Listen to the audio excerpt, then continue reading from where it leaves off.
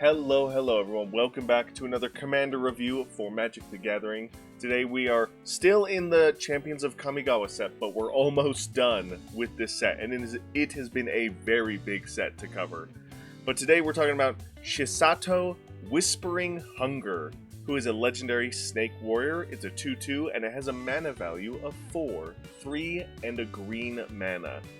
It has 2 lines of text. One is a triggered ability. At the beginning of your upkeep, sacrifice a snake.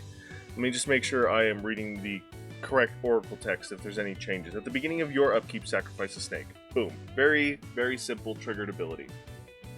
And then a second triggered ability, whenever Shisato deals combat damage to a player, that player skips their next untap step. That is powerful. Very, very powerful. At the small cost of sacrificing one snake, that's a really powerful effect. So we're going to get right on into it.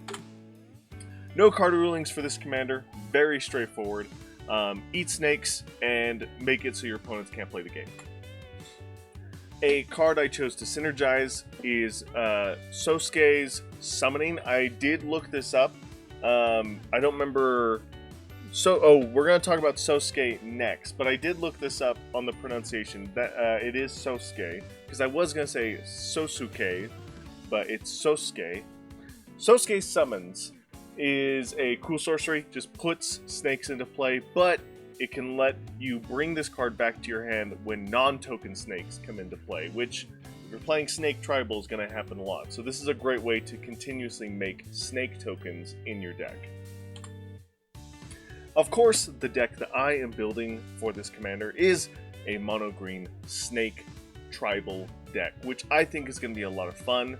Obviously, way back when, there was support for snakes because of the Kamigawa set, but there's a lot of generic creature-type support in modern Magic that will just really buff up this deck and make it a lot stronger, which I'm excited to utilize. A popular deck idea on EDH Rec really focuses in on the token aspect of the snakes. You want to make as many tokens as you can, and there is some wonderful support from one of our newest sets, Ether Drift, where we can make all of those tokens into 6/6 oozes that are also snakes, which is really, really cool. It's an awesome power buff. It's great to see this effect in green, especially because when you look at this kind of effect for tokens, usually you think of, I can't remember what it's called, but it's mono white, and it actually turns your tokens into angels. This is kind of a similar thing, but it just buffs up the tokens you already have, as well as all the other creatures you have, which is just really, really cool. I love it a lot. And green has a lot of great ways to populate the board to even make more tokens, which is just really fun. And then lastly, I'm so excited. I don't know if I've talked about this deck idea with any other commander, because when I originally tried to build this deck idea, I tried to make it as a commander deck, and I just couldn't get it to work. But this is what I call the Anarchy deck. A little bit of story time here. So, there was a time, and we still on occasion play 60 card casual, but there was a time when we were playing 60 card casual and we were playing with all these weird crazy decks. Someone was playing like a steal everything deck. Someone was playing a deck that like took extra turns in between everyone's turns. It was absolutely absurd time to be playing Magic in my pod. And we kind of came up with this idea where we were naming these various decks after the basic concepts of like governmental structures, capitalism, communism, so on and so forth. And so I sat down one day and I was like, I want to try and build a crazy deck idea that like fits the basic generic parameters of one of these institutions, right? So I started jotting a list of how different governments work, monarchies, what's the oligarchies? What was the other one? There's like a term for like aristocrat-based government. I don't remember what the term is for it. But anyway, I started jotting a lot of these down that have currently still being used or throughout history have been used, and writing the generic principle of how they work, right? Because that's how I was going to build the mechanics for this deck that I wanted to build. And as I was going through this list online, one of them that I came up across was Anarchy, where there is no government. There is just people doing what they do, right?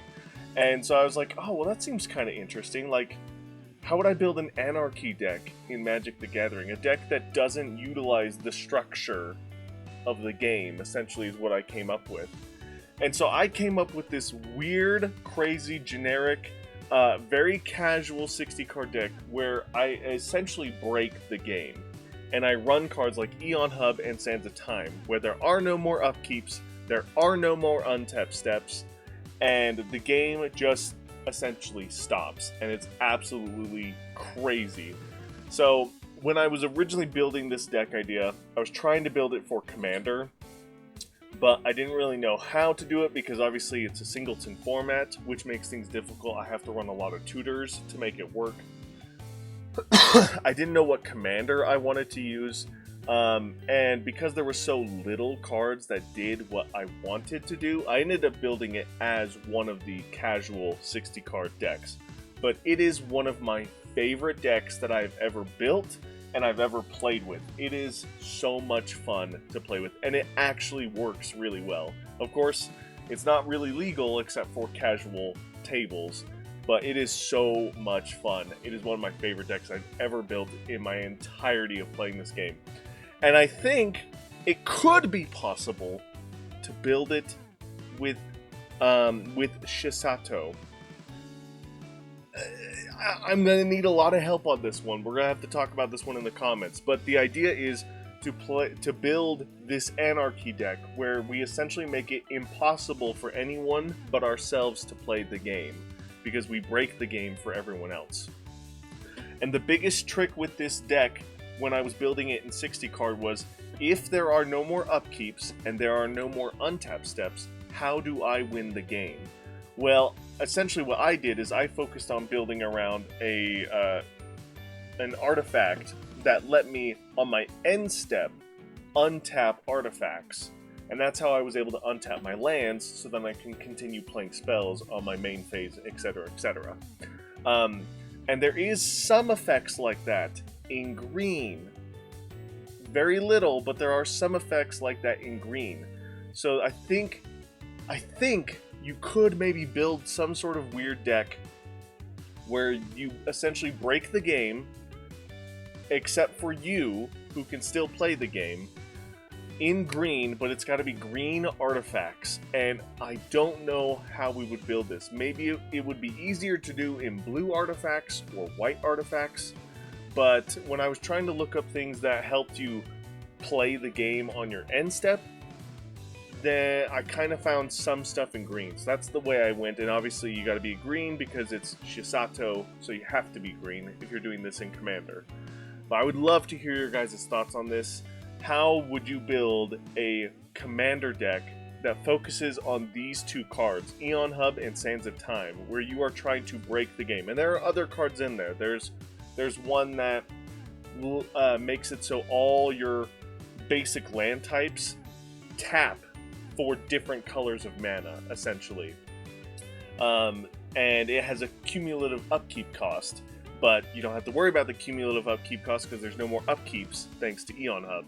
So there's a lot of different cards that break the game, but building a Commander deck around it would be so cool. So I'd love to hear your guys' thoughts on that, because if I could build this deck as a Commander deck, I will immediately build that. No hesitation, no questions asked, because that seems like such an amazing challenge to build that deck and then play with it. So let me know in the comments below, because I'd love to hear your guys' thoughts on it. And that is going to do it for Shisato Whispering Hunger. That was obviously a longer video than compared to most, but that last deck idea, I've been waiting to talk about a commander that could possibly work for it, and Shisato I think could be one that's a lot of fun to play for that style. Also, I've talked about it multiple times, but there is the mono green epic spell that could possibly go for this deck, because once you build your engine that breaks the game, essentially, you might be able to... Let me see if I can look it up real quick. Epic. It's Endless Swarm, I believe is what it's called. I've talked about it enough times because we've been doing a lot of snake deck techs. Endless Swarm, yes. Okay. Let me see. Epic. For the rest of the game, you can't play spells at the beginning of each of your upkeeps. Ah, never mind. Okay, so you can't do this for the Break the Game deck, because one of the key points of it is to remove the upkeeps entirely. So, scratch that. We'll need to find another way to make a mass of snake tokens for Shisato to eat, but then Shisato is just another way that you can remove untapped steps from your opponents, which I think is really, really cool. So thank you guys so much for your support. Oh, also, very interesting and popular commander. So it does have the rank of S. There are different deck techs that you can build around this commander, which is really, really cool. So thank you guys so much for your support. Can't wait to hopefully hear from you guys in the comments, because I really want to hear your thoughts about this crazy deck idea. And yeah, I'll see you guys in the next one. Bye!